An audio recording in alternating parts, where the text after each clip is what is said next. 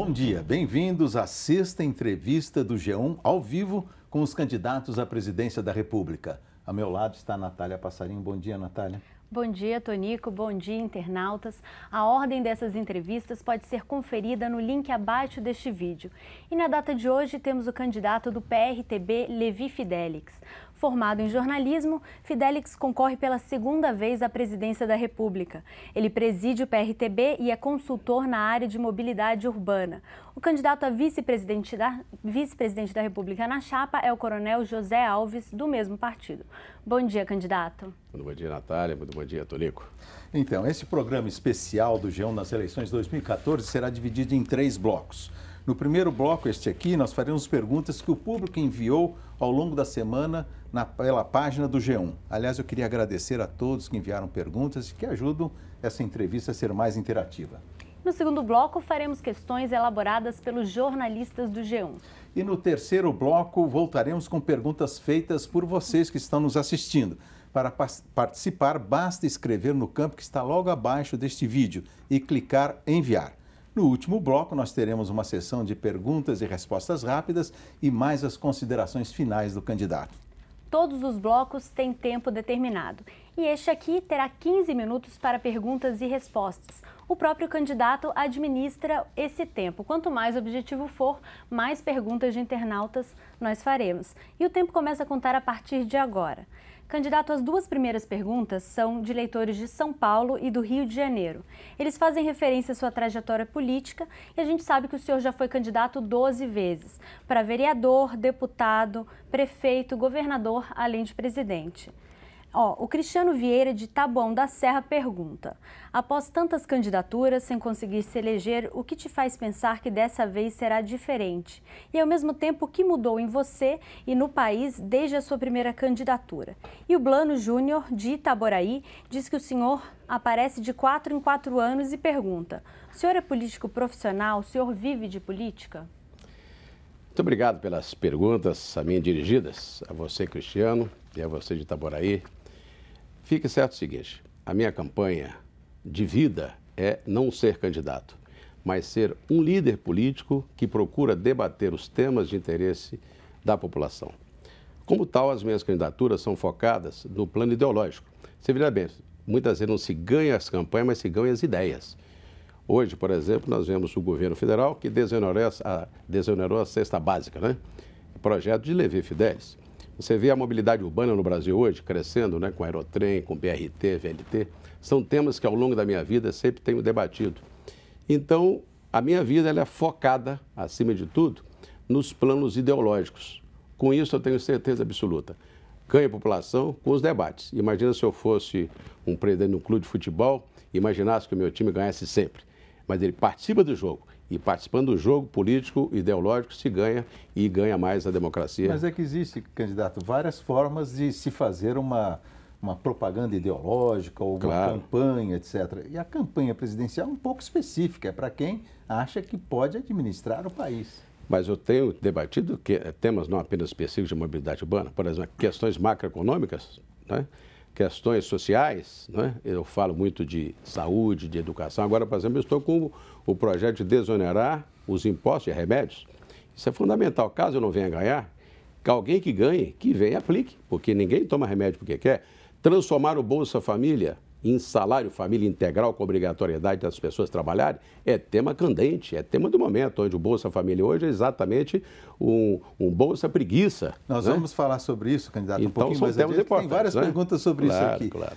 Vamos passar para uma próxima pergunta do Igor de Souza, do Rio de Janeiro. Ele lembra que em 2012, uma das propostas que o senhor fez, que mais chamaram a atenção, foi a dos motomédicos, em que o senhor prometia a contratação de médicos e paramédicos que tivessem habilitação para dirigir motos equipadas com instrumentos e aparatos médico-hospitalares, agilizando o atendimento nas residências.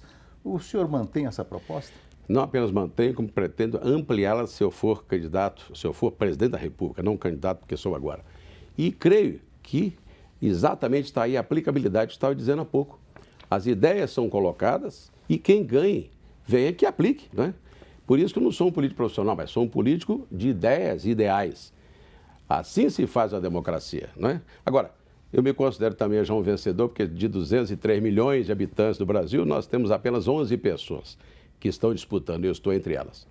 Candidatos, nossos internautas também fizeram vídeos com as suas perguntas. Esse que a gente vai ver agora é do Eduardo Foquesato, de Florianópolis. Eu moro em Florianópolis, Santa Catarina. Eu gostaria de saber quais são as propostas para a infraestrutura do país. E se realmente vai ter um aerotrem. Obrigado. Olha, nós temos que ter o aerotrem assim, interligando dentro das cidades os bairros e também interligando as cidades. É fundamental. E infraestrutura, nós temos hoje toda sucateada no Brasil. As nossas estradas estão quebradas, não temos ferrovias, a nossa soja, não é, encontra todos os anos as maiores dificuldades para chegar nos portos, né? As nossas exportações hoje realmente estão abaixo do que poderíamos fazê-las, né? Porque não temos infraestrutura necessária para que o nosso país exporte mais. Aliás, estamos com alto déficit. Nós não temos essa infraestrutura? Porque o governo não foca, não é, nessa infraestrutura como deveria focar, e as administrações das licitações são muito mal feitas, muito mal realizadas. Você veja bem os escândalos do DENIT, os escândalos do Ministério do Transporte, porque as empreiteiras querem ganhar demais e o governo, né, lamentavelmente, tem deixado os corruptos dirigirem a nossa nação nessa área de infraestrutura. Você veja que já saíram 2 ministros num governo só da Dilma. Já saiu Alfredo Nascimento e saiu agora o Sérgio Aboud. Por quê? Porque exatamente existe muita corrupção e o povo não aguenta mais com isso. Candidato, agora sim vamos para a Bolsa Família, porque eu tenho aqui uma pergunta do Jefferson Santos, de Goiânia. Ele diz que na sua campanha eleitoral o senhor promete aumentar o valor da Bolsa Família para um salário mínimo. Ele quer saber se isso é possível e quais são os procedimentos para isso. É possível sim, Jefferson. Veja bem, se nós transformarmos o Bolsa Família em salário de família com a obrigatoriedade das pessoas trabalharem, nós vamos fazer com que as pessoas possam ter sua dignidade retomada. Hoje a pessoa pega esse dinheiro e fica em casa. Então, o Bolsa Preguiça, se gastam 25 bilhões de reais para dar Bolsa Preguiça em casa. Agora, fazendo com que trabalhe, nós naturalmente nós vamos fazer que eles possam ter mais objetividade da sua vida. Trabalhariam aonde? Abrirei como, olha, no New Deal. Como é que seria, digamos, fiscalizado? Vou explicá-los, vamos lembrar. O presidente americano em 1929, chamado Roosevelt, ele criou o chamado Pacto, né, do New Deal. Naquela época, ele fez com que o Bolsa Família funcionasse. Essa ideia não foi da dona Dilma, nem do seu Lula, não, tá? Nem do Fernando Henrique. As pessoas trabalhavam, eram funcionários do Estado. Então, construíam estradas, rodovias, portos, aeroportos. Então, eu quero que essas pessoas trabalhem. Deixe de ser simplesmente pessoas que ganham dinheiro em casa, que gera Bolsa Preguiça eleitoral. Todo mundo vai trabalhar, vão ganhar 724, mas vão dar o seu suor. As mulheres trabalhando em creches, trabalhando em limpeza urbana, serão funcionários do Estado.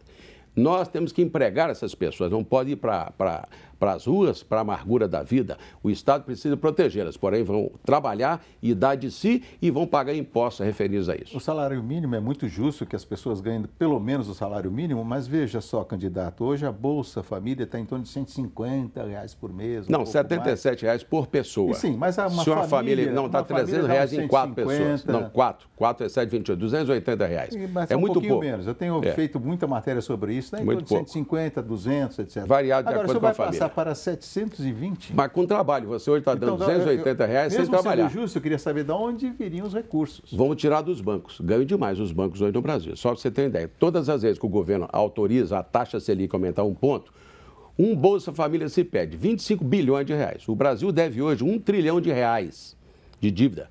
10% são quanto? 200 bilhões. Aliás, 2 trilhões. 10% são quanto? 200 bilhões de reais. Ora, se tirarmos 1 ponto apenas, não subirmos o juro, já se paga um Bolsa Família. Essa questão de atacar os bancos não leva uma insegurança, enfim, jurídica? Não, os bancos ganham demais, Natália. O banco é o segmento mais predador da sociedade, ganha demais com risco zero. Os bancos realmente precisam pagar mais impostos. Hoje estão com muita tecnologia desempregando. O banco é o setor predador. Por isso, também no meu programa de governo, eu quero mudar o modelo de desenvolvimento nacional, do bancário e financeiro, né, para o desenvolvimento com maior produção, maior produtividade. Não podemos deixar que o banco fique controlando, inclusive, a inflação do chuchu, do tomate. Isso é um absurdo. Não é com o juro bancário que se controla isso, não. Né? Isso é a teoria desenvolvimentista, não desenvolvimentista, é a teoria tradicional monetarista. Está tudo errado. Nós vamos voltar a esse tema mais tarde, mas agora tem uma pergunta em vídeo do Sérgio Kubasky, de Ponta Grossa. Nós vivemos em um país que é dominado pelo pensamento de esquerda, e o pensamento de direita geralmente ele é cotado como um pensamento fascista. Eu queria saber do senhor, que tem, traz aí algumas propostas de cunho um pouco mais de direita, como que o senhor faz para levar essas ideias, de direita a um povo que basicamente pensa de esquerda, e como nós podemos fazer para tirar essa má fama da direita, de fascista ou coisa do gênero. Não é fama, né? É má fama porque a esquerda realmente colocou isso, né? Porque na medida que ela está colocando cotas para negro, está segregando a sociedade, né? Com quilombolas, com índios, gays, tudo isso aí, naturalmente que a esquerda faz isso para dividir o povo, dividir a sociedade. Nós somos um povo normal, né? Com famílias bem constituídas, né? Com igreja, as pessoas frequentam os seus templos, né? A igreja católica também, as pessoas frequentam as missas. Então, o que acontece é que esses que aí estão são realmente ateus, não querem nada disso da família tradicional. Pela esquerda, como parece Cada ser a dia ideia mais está sendo dominado pelo nosso... Fórum de São Paulo. O Fórum de São Paulo, que é a reunião dos partidos de esquerda, não é? Que é o PT, que é o PCdoB, que é o PSB, inclusive do falecido Eduardo. Eles formaram no Brasil uma conceituação para o domínio da sociedade através dessa plataforma de tomarem o poder e nele permanecerem. Isso tudo é um conjunto de ideias e são todos focados em quê? Em Cuba, né? Focado na Venezuela, focado na Bolívia, países subdesenvolvidos. O Brasil tem que mudar essa ótica. Nós temos aqui uma economia de mercado, não é, candidato? Não Bem está sendo, não. capitalista. Hoje em dia, veja bem, se nós estamos hoje exatamente colocando aí o Bolsa Família, queremos agora, inclusive, a tutela do Estado através dos conselhos políticos, que é um absurdo. Todas as empresas agora do governo vão ter que ter conselhos políticos de pessoas sem formação nenhuma. Como é que pode o MST indicar um conselheiro? O que o senhor Jair Meneghelli está fazendo lá em Brasília agora, por exemplo, no SESI, presidindo um SESI? Ele tem cultura para isso, ganhando 60 mil reais? Então, realmente, a esquerda está ocupando os espaços no Brasil e não podemos deixar nós que somos, pelo menos, de centro-direita. Agora, respondendo, se eu puder responder um pouquinho, a última parte da pergunta do nosso ouvinte é sobre como tirar a fama da direita de ser fascista. A direita nunca foi fascista, não é fascista. A direita é simplesmente o centro-direita, que nós somos normais. Mas você não acha que existe uma imagem no Brasil negativa com relação à direita? É porque falam que na ditadura se perseguiu, se matou, mas escutei, a esquerda também não fez isso lá naquele tempo. E o Fidel Castro matou negócio de 8, 10 milhões de pessoas. O regime de Stalin matou milhões e milhões. O regime nazista, inclusive, também foi de esquerda, não é? O Hitler era de esquerda, matou milhões de judeus. O Holocausto foi de judeus. E a esquerda, o nazifascismo é partido de esquerda. Então, o Brasil quer o quê? Quer o capitalismo humanitário. Nós queremos implantar no Brasil, aliás, já está implantado, mas está indo para a esquerda, radical. Queremos que nós tenhamos normalidade democrática. Todo mundo podendo votar, opinar e dizer o que quer e praticar a sua vida dentro da mais absoluta normalidade. Mais uma pergunta, candidato. O Alexander Azevedo, de Campinas, São Paulo, pergunta: quais as estratégias que o candidato utilizará para aprovar suas propostas de governo, uma vez que o PRTB tem minoria de parlamentares? Na verdade, nem é minoria, né? Porque agora o PRTB está sem representação na Câmara e no Senado. Nós elegemos dois parlamentares. Mas eles mudaram de partido. E o senador também, Fernando Collor, foi eleito pelo PRTB e logo em seguida também mudou de partido. Só que nós temos também que projetar o futuro, Tonico. Não podemos olhar só o passado, né? Nós temos que olhar que bem breve nós vamos ter 10 parlamentares, pelo menos, né? Federais, e retornaremos com mais um senador. É claro que isso é uma minoria. E nós teremos que buscar um consenso com outros partidos para dirigir este país. Então, o senhor buscaria alianças com os partidos que é necessário, hoje estão, PMDB, é necessário, especialmente os que têm alianças, né, que sejam dentro das proposituras do nosso partido, né, que é centro-direita. Não iria me alinhar com as esquerdas, ao contrário, será um adversário nosso no futuro. O PMDB seria uma opção? Sim, evidentemente que é um partido democrático, que inclusive vem dos grotões, que se diz, é um partido que realmente tem muita capilaridade no interior, não é? Agora, uma outra pergunta aqui do Jorge Henrique Nagel, de Uruçanga, Santa Catarina. Ele quer saber qual a sua posição em relação ao direito de posse de armas pelo cidadão. Sou a favor de retornarmos, sim, com o porte de arma pelo cidadão, porque hoje em dia as pessoas estão sendo assaltadas na rua e se qualquer desses bandidos entrar nas suas casas, não tem nem como defender suas mulheres e suas filhas. É um absurdo. O desarmamento foi feito exatamente no tempo do Stalin, para que tomasse, né, das empresas do meio rural e das pessoas do meio urbano, todas as armas, e que a horda, né, de militância deles, né, pudesse, inclusive, enforcar e matar.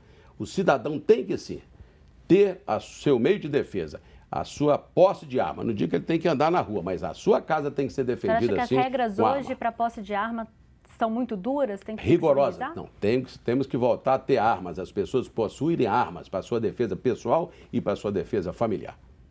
O Evandro Augustinho, de Batatais, São Paulo, pergunta: como o senhor vê o avanço do crime organizado em São Paulo e como o senhor pretende combater esse tipo de ação, coibindo a chegada de informação dentro dos presídios e evitando a corrupção dentro da própria polícia? Lamentavelmente, o atual governo, no ano passado, proibiu que 130 milhões de reais fossem repassados para a Polícia Federal e para o Exército, Marinha Aeronáutica, para as nossas fronteiras serem melhoradas no tocante à entrada de armas e de drogas. Este governo que aí está, que é, lamentavelmente, muita gente deste atual governo, estou dizendo todo o governo, é vinculado a narcotraficantes.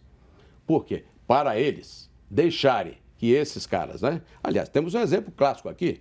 Em São Paulo, esse vereador, esse deputado estadual aí, o Moura, está aí provado. Ele é ligado aos narcotraficantes e à máfia dos, agora, qual seria a dos solução, carros, então, né? Dessas peruas. Esse Peoureira é um exemplo clássico, tá, Tonico? Tá, porque você olhou, parecia que eu não... Eu dou um exemplo clássico. O Moura é ligado, sim, a narcotraficante, sim, todo mundo viu aí. O próprio Jornal Globo e todas as emissoras provaram que ele é. Tanto assim que o PT expulsou ele. E nós sabemos também que as Farc têm relação com o PT aqui em São Paulo, né? As Farc lá da Colômbia. Com licença, então nós sabemos que isso é verdade. Infelizmente, os 15 minutos desse primeiro bloco se esgotaram e nós agora vamos fazer um rápido intervalo. Nós voltamos em 3 minutos.